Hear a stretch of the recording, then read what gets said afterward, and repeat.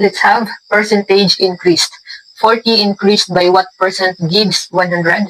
80 increased by what percent gives 120? And 50 increased by what percent gives 75? So first, hanapin muna natin yung increase. So si 40 increased by what percent para maging 100? So hanapin muna natin yung number or yung value ng increased. So from 40, para maging 100, so 100 minus 40 equals 60. So therefore, kailangan natin ng 60 para maging 100 si 40. So now, anong percent, dahil yung hinahanap ay ang percent, anong percent ng 40 si 60? Remember that the increased should always be divided to the original value. 60 divided by 40 para malaman natin yung percentage ng increase. So, 60 divided by 40, pwede mo yung i-divide diretso. Pwede din na i-simplify mo muna.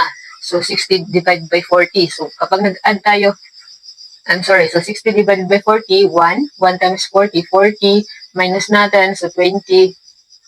Tapos, add tayo ng isang 0. Kapag first time natin mag-add ng isang 0, dapat may decimal point muna. Tapos, yung sagot natin dapat naka-align din ng decimal point.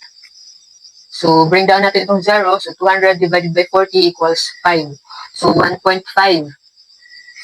Now, always remember na kapag percent yung hinahanap sa problem, we always multiply the answer by 100 because percent means 100.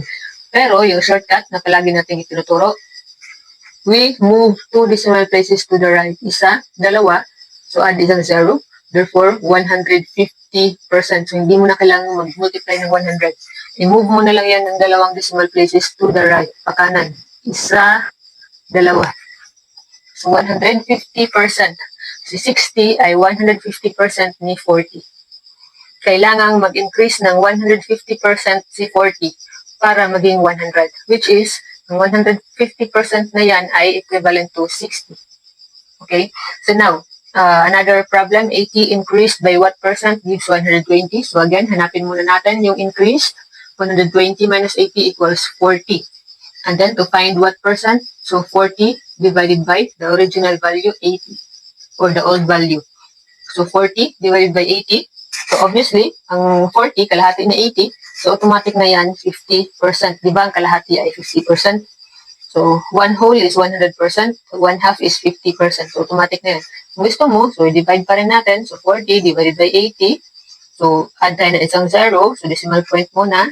So decimal point dapat dito din naka-align. So 400 divided by 80 is 5.